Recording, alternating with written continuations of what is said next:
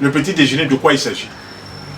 Il s'agit d'éléments que nous devons introduire le matin, avant peut-être d'aller travailler, avant peut-être d'aller à l'école, avant d'aller étudier. Donc, le petit déjeuner sera fonction de l'individu. Ça veut dire quoi? Ça veut dire que celui qui va, par exemple, utiliser les plantes, qui va utiliser par exemple les aliments, ce sera fonction de ce qu'il va faire. Si il est un intellectuel, il va avoir besoin d'aliments qui vont faire du bien à ses cellules cérébrales, c'est-à-dire à son cerveau. Si il est un monsieur qui transporte de gros bagages, qui transporte des sacs de ciment, qui transporte des sacs de riz, donc il a besoin d'énergie, il ne va pas manger les mêmes choses que monsieur qui va au bureau. Donc, pour celui qui va au bureau, pour l'étudiant, pour l'élève, forcément, il faudra certains types d'aliments pour entretenir le cerveau.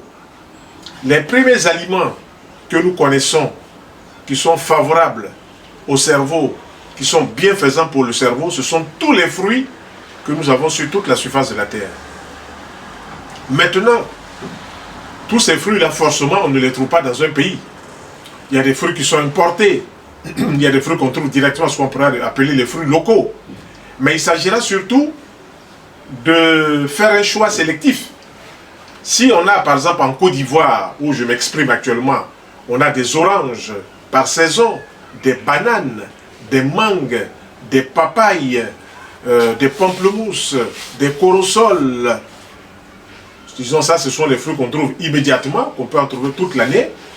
Et puis il y a des fruits aussi qui sont importés, comme les pommes, comme les clémentines, comme les kiwis. Bref, il y a beaucoup de fruits. C'est à chacun, suivant sa poche, qui va donc aller chercher les fruits qui semblent lui convenir. Si l'étudiant, qu'il soit l'enfant du cours préparatoire première année, ou de la maternelle, ou l'enfant du secondaire, et ensuite les gens même de l'université, s'ils apprennent à manger des fruits au petit déjeuner varié, qu'est-ce qu'ils vont avoir?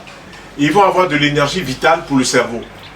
Donc, ils auront un bon rendement cérébral et ils pourront forcément mieux s'exprimer, mieux assimiler.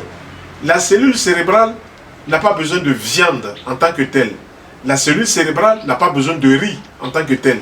La cellule cérébrale n'a pas besoin d'attiéké, la semoule de manioc en tant que telle. La cellule cérébrale n'a pas besoin de banane cuite, banane plantain en tant que telle. Ce dont la cellule a besoin immédiatement pour bien se développer, pour être dynamique, pour être alerte, ce sont tous les fruits qui sont juteux, ce sont tous les fruits qui peuvent apporter du glucose, du fructose, donc des sucres de bonne qualité. Donc j'amène tous ceux qui nous suivent à aller dans cette démarche-là pour développer un cerveau alerte, dynamique et un cerveau qui va rester longtemps en bonne santé. Je vois des personnes qui aujourd'hui ont 40 ans, 45 ans, 50 ans, ont déjà des troubles de mémoire. Pourquoi? Parce que le cerveau n'est pas suffisamment oxygéné. Et puis en plus donc du cerveau qui n'est pas suffisamment oxygéné, viennent se greffer des problèmes personnels, les problèmes psychosociaux, les problèmes familiaux, les problèmes relationnels. Tout cela ne facilite pas la tâche de ces personnes-là. Donc je vous amène à rentrer dans ma démarche. Ma démarche c'est celle-là, elle n'est pas sectaire. On mange des fruits, on mange des aliments cuits, mais il faut mettre chaque chose à sa place. Si vous mangez des fruits, ne mangez pas des fruits sur du riz. Si vous mangez des fruits, ne mangez pas des fruits sur la viande. Si vous mangez des fruits, ne mangez pas des fruits sur le poisson. Les fruits, entre nous, on peut les appeler des aliments célibataires. Ça veut dire quoi? Que si je mange l'orange, je peux l'associer à la banane, à la pamplemousse, à la mangue, à la papaye, à la pomme, à la poire, au raisin. Ce sont des fruits en général juteux. Mais quand je veux manger par exemple des fruits secs comme les arachides, comme les noix, comme les noisettes, comme les cajous, tout ça à l'état cru, il serait plus sain de ne pas les associer à qu'on appelle aux aliments juteux, même s'ils sont des fruits.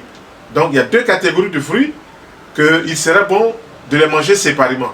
La première catégorie, les fruits, ça se mélange. Bonne combinaison. Et la deuxième catégorie sont les fruits secs.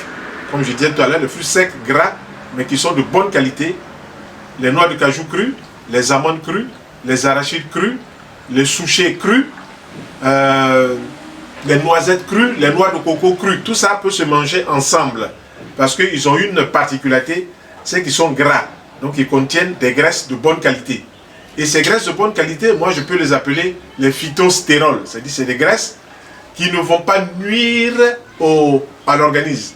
Alors que si on prend des aliments comme la viande qui a été frite de surcroît, on va introduire dans le corps peut-être des phytostérols du côté de l'huile, mais des cholestérols animal du côté de la viande. Or, on sait aujourd'hui, et on en parle partout, que tous les aliments qui sont cuits, surtout frits, posent problème. Pourquoi? L'huile est chauffée. Ensuite, la viande, qui est une macromolécule, c'est-à-dire qui est une grosse molécule, quand elle est carbonisée, elle est difficile à digérer.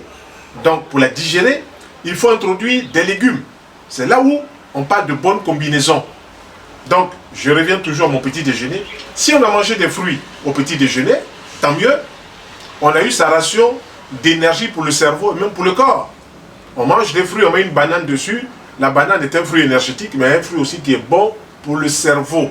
Alors, on se retrouve avec un carburant de bonne qualité. Maintenant, en plus des fruits, on peut ajouter certains laits. Nos préférences vont aux laits végétaux. Le lait de soja.